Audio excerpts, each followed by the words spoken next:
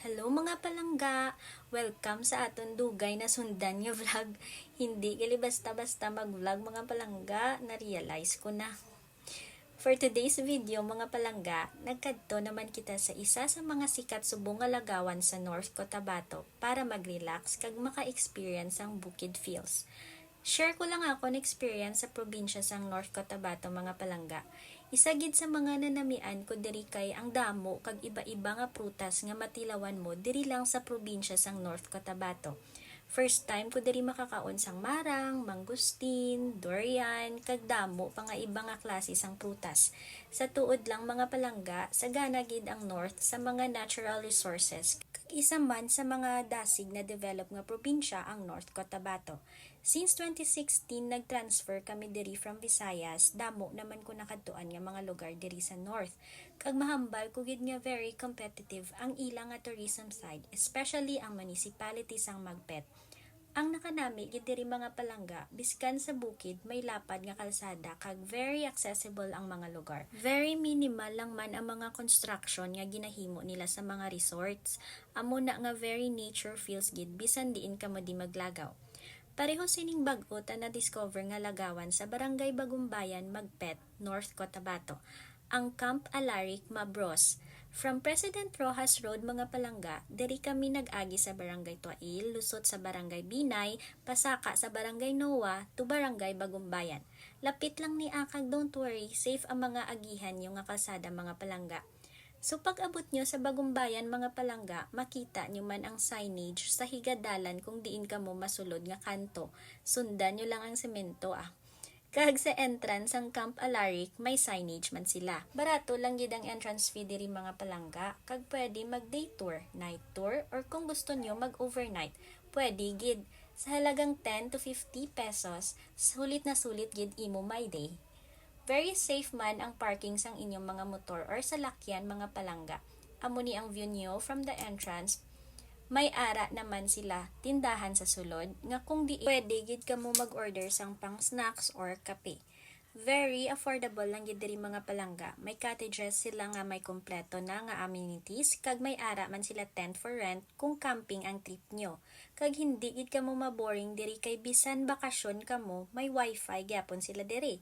Kabalogid ko, wifi is life na gid sa buong nga panahon. Pero kami mga palangga ay na-inlove gid kami sa view, sa kalinong kag sa kalamig sang hangin diri, nagkwa kami cottage pang overnight. Actually, kompleto kami sa gamit mga palangga, pati lunan kag hapol.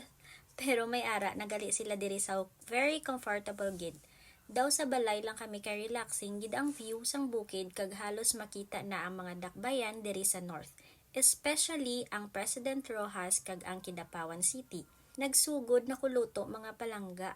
Char, ipakita ko sa inyo nga sagad na gid ko magprito. O ha, sa mga gahambal da nga sang una way ko galuto, things change. Joke lang mga palangga. Syempre need naton mag-learn kay gatigulang na gid ta. Na-appreciate gid namon diri mga palangga kay simple lang gid ang lugar. Daw ara ka lang sa sarili mo nga kubo with a perfect view. Makahambal gid ang lugar mga palangga kay ang view mo city. Mapaisip ka gid nga mag-slow down, set aside anay ang mga worries kag mag-reflect. Habang naga-lunch kami mga palangga, na-realize ko gid nga importante gid nga may time kita sa aton family. Balikan ta bala ang time nga wala pa cellphone. Subong halos tanan nga time ara na sa cellphone, laptop, tablets, computers, wala na ta time mag-catch up sa aton families. I hope ma-realize man sa mga maka-views sang video nga ni nga base na lipat na maging thankful kag mag-appreciate kung ano ang may ara sa aton subong. Mga palangga, slow down anay kag magpasalamat kay in the end, budlay maghinulsol kung wala na sila. Sa kalapad sang makita sang amon mga mata mga palangga, tanan nga makita namon ging angkon namon Kanami lang mag-istorya sang future mga palangga. Padayon kita sa pagtrabaho para sa mga gahulat nga maayo nga kapalaran sa aton. After lunch mga palangga, daw gusto ko gid matulog pero daw nami man magbasa libro diri nga side para pampakalma sang aton bala nga mind nga damo lang permi ginaisip. Gadala gid ko libro mga palangga kay para sa akon best gid maghatag wisdom ang mga books nga ginabasa ko. Especially kung ara ka pa sa amo ni nga mga lugar, maabsorb mo gid dayon imo ginabasa. Tapos kung me time mga palangga, nagbanding naman kami sang akon mama. Ibagid gali kung dugay bala kamo gakita ay kag damo kamo natipon nga istorya. Marites lang kami gamay, tamang sharing lang upod akon mama. Pet friendly man ang lugar mga palangga. Pwede inyo mga pets diri as long as responsible lang kita sa mga waste kang aton pets. Tungod sa akon pagkamarites mga palangga, nahatagan kita privilege nga mapakita man sa inyo ang isa pa nila ka cottage para sa couples. Good news mga palangga, may free breakfast na good for two na ang amoni nila nga room. Ari, nagabihan na gid ta diri mga palangga, kaglantawan nyo kung sino ang nag-abat gid.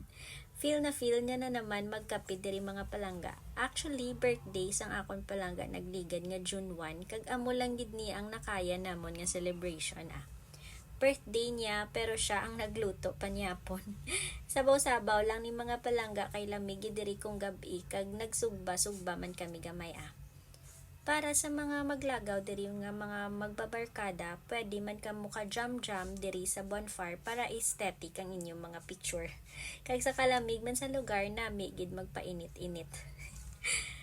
Pagbugtaw mo diri mga palangga, ma-experience nyo man ang facts kung aga, kag makita nyo man ang view sang Mount Apo diri mga palangga, ang highest mountain in the Philippines. Since kami lang ang guest na bilin diri mga palangga, ginsulit na ginamon ang place kag diri naman kami sa Piak Cottage nag-breakfast. Sadya gid ya magkaon nga damo kamo mga palangga with a very soothing ambience daw kanami lang gid sa feeling nga wala kagadali. Kag salamat gid kay sir sa libre nga marang damit basta libre. Mga palangga, base sa sobra na naton ka busy daw hindi na naton madumduman mag-enjoy. Hindi man lain magtrabaho mga palangga, kag dapat gid kita magpakapisan sa panginabuhi. Pero I hope hindi man naton malimtan mag-celebrate kag i-appreciate ang mga taho nga ara permi sa aton side. This trip made me realize there's more to life than just your job or the money you make. Sometimes, living with a simple life is happiness and a different level of success. Life is supposed to be lived and maintaining peace in your life is essential. Thank you sa amon parents kag sa amon family nga ara lang gid permi para suportahan kami nga mag-asawa. Thank you man sa akon palangga nga padayon gid gahatag sang importansya sa quality time nga ginatawag. Thank you gid Camp Alaric Marbos for this wonderful experience. Truly, nature is the greatest place to heal and recharge. Thank you for watching mga palangga. See you in the next vlog.